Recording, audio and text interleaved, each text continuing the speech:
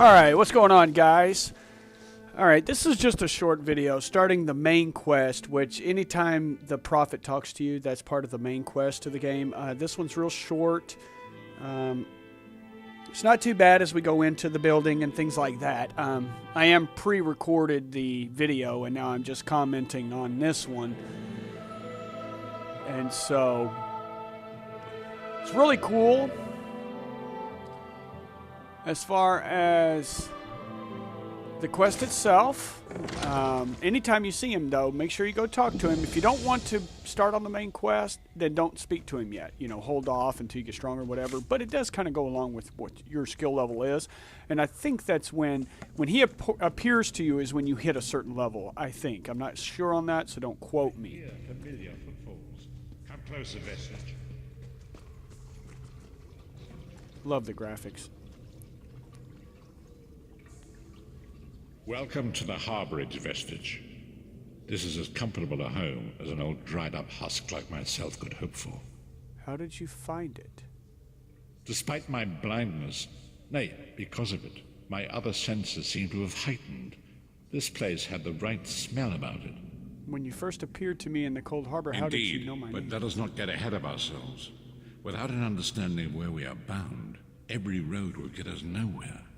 Before we truly understand our destination, we must speak of the past. Of a sort.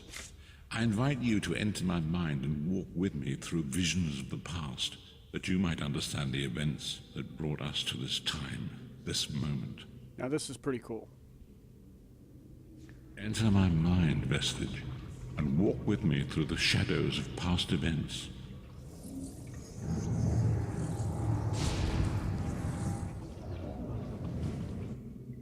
Yeah, sometimes with being in my large family, I have to sometimes pre-record videos because of the noise in the background of kids. So right now I had to pre-record. Follow me, Vestige, and learn of the events that precipitated our current crisis.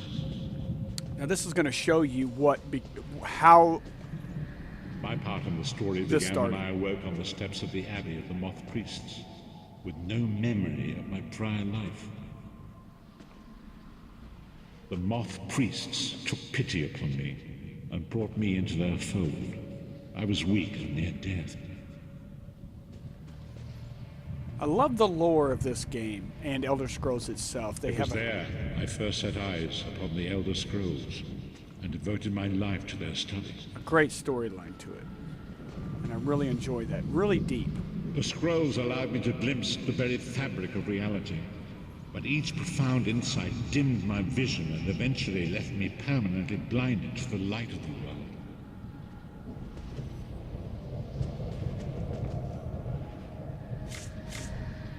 Alright, I followed him. Now we're going to watch a video, basically of what... The prophecies of the Elder Scrolls are a fluid, living thing. They are not fixed. At many points throughout history, the actions of heroic mortals have rewritten them. I only know that you are important, Vestige. The scrolls reveal to me that your destiny is intertwined with that of the Five Companions. Who are the Five Companions? The Five Companions were a band of adventurers who sought out an ancient artifact called the Amulet of Kings. I remember that one. They hoped to use this artifact to persuade Akatosh, the Dragon God, to accept their leader as one of the Dragonborn. Dragonborn? The Dragonborn are mortals destined for greatness, with the blood of the dragons in their veins. It is said that only a true Dragonborn can ignite the eternal dragon fires in the Imperial City. Baron Aquilarius, the son of a Colovian duke, who led a rebellion against the Emperor Leovic and took the crown himself. Alas, Baron was not truly a Dragonborn, as those who sit upon the ruby throne must be, in accordance with tradition. Go on. You have already heard enough babbling from this old blind fool. It is time you met the Five Companions yourself and witnessed their fate. If I'm not mistaken, that guy sounds like Dumbledore, the second Dumbledore from Harry Potter. It sounds like him. First companion, Lyris Titanborn, daughter of giants, was the mightiest warrior in the service of the Emperor. Next, Abner Farn, a powerful sorcerer and Grand Chancellor to the Imperial Elder Council. The Red Guard Swordmaster, Sai Sahan, leader of the Imperial Dragon Guard. The Imperial Emperor, Baron Aquilarius, who attempted to light the dragon fires and failed. And finally, Mannimarco, the traitor, the king of worms. You take him on in Skyrim or Oblivion. And your executioner.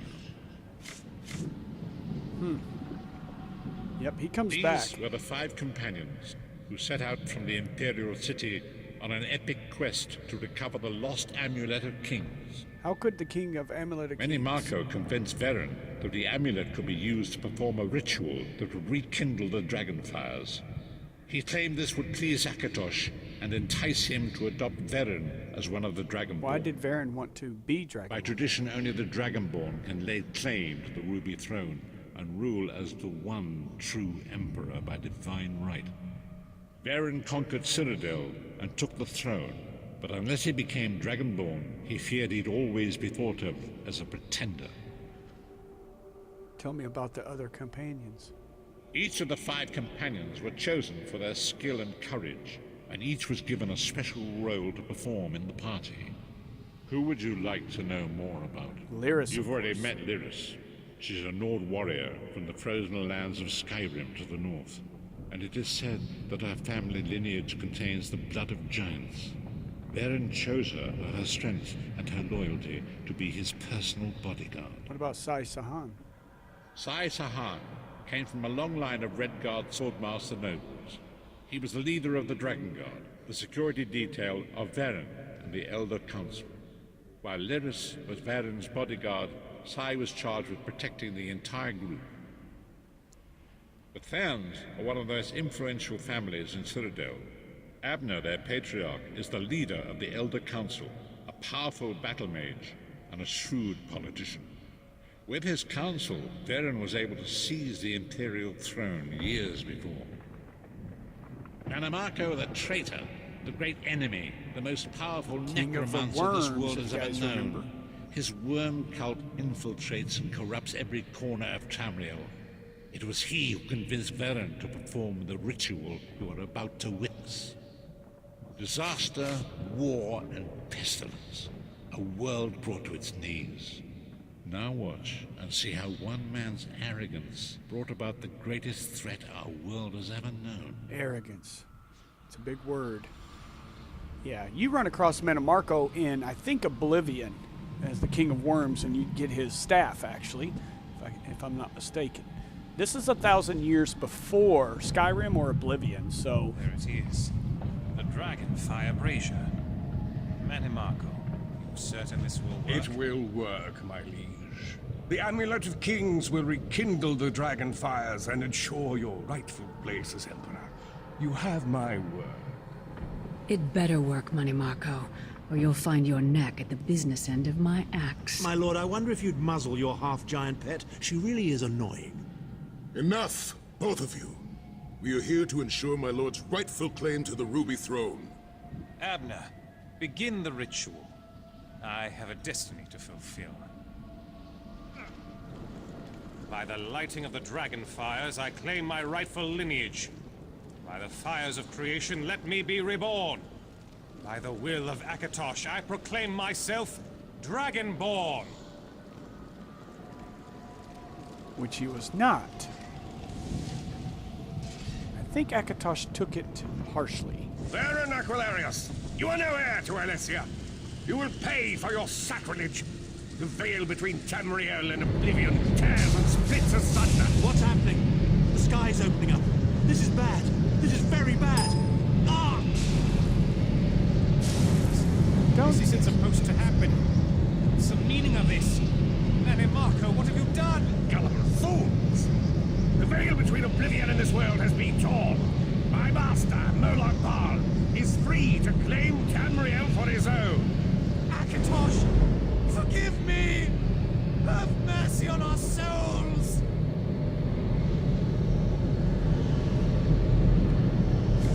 Arrogance is what brought us here today and why we're fighting. The ritual tore the veil between Nairn and Oblivion, allowing Mannimarco to begin stealing the souls his master needed to power the dark anchors and initiate the plane melt. What went wrong? Akatosh gave Alessia the Amulet of Kings as a symbol of his covenant with Nan. So long as the amulet remained in the care of Alessia's heirs and the dragon fires remained lit, Tamriel would be protected from the Daedra. What happened next? Manamako tricked Varen into breaking the covenant, and the veil between Oblivion and Nan was torn. The Elder Scrolls named this event the Soul Burst. It gave Molag Bal the opportunity to disconnect the souls of Nan from their hosts. What happened to the other companions? Varen was lost. In the chaos of the moment, Sai Sahan took the Amulet of Kings and fled. Leris was captured by Manamako and delivered to Cold Harbor, the realm of Molag Bal. What about Abner and Mannimarco? Tharn remains Chancellor of the Elder Council, and his daughter Clivio rules as Empress Regent. But the true power remains in the hands of Mannimarco and his worm cult. How did it end up in Cold Harbor? When I discovered the truth about the 5 companions, I made subtle inquiries, but apparently not subtle enough. Mannimarco got word of my interests and abducted me. He took me to Cold Harbor, where I remained a prisoner until you freed me. The truth is always a threat to evil men. Mannimarco feared I would reveal his treachery, and if knowledge of Nan's vulnerability were to become known, it could threaten his master's schemes. Molag Bal does not favor loose ends. Walk with me. Okay.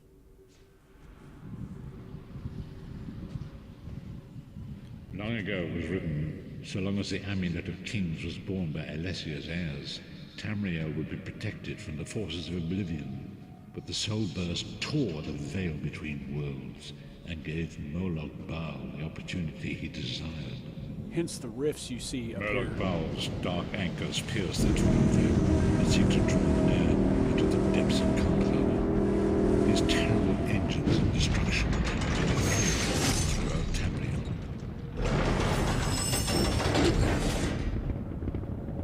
And those are very difficult to fight without a group or a bunch of people, so be sure and ready whenever you decide to go and check one out. I'm at level 11 when I tried yesterday, and they are difficult. You have to have people with you. If the Lord of Brutality and Domination is successful, he will merge our world and his own in a terrible plane melt. Few will survive the ordeal, and those that do will be enslaved for all eternity. All right. So we learned a little history on what the heck is really going to us, on. Vistage. We must stop Molag Bal and his dark anchors, or our world is doomed. And now history seems to have caught up with us. Shall we return to the Harborage? As you say. Yep, definitely. Like I said, great storyline for an MMO right now. I'm really enjoying it. And so it begins. The remainder of the story has yet to be written. It is your story now. And there is so much to do. But know this, you will not walk this path alone. So what's our next move? We must grow in strength and in numbers. You will need more than the company of an old blind man to alter the course of history. We must assemble our own group of companions. Lyris, of course. The first you have already met. Yeah. Lyris sacrificed her own freedom to allow us to escape. She remains a prisoner in Cold Harbor. I must determine her precise location if we are to mount a rescue. What should I do in That the will take meantime? time. Minamarco's agents leave a web of lies and deceit. They pit the races of Tamriel against one another and divert their attention from the real threat. Seek out these agents, wherever they can be found, and expose their lies. I'll do what I can. Forgive me. Bringing you into my mind seems to have taken quite a toll on me. Not a I bad must rest. booty either. I will contact you when the time is right. Until then, walk in the light, Vistage. The ring is pretty strong for its level, and you got 146 gold coins too for easy. You didn't have to fight or nothing like that. So, well, I just wanted to let you know. You guys have a great day, and as always, peace.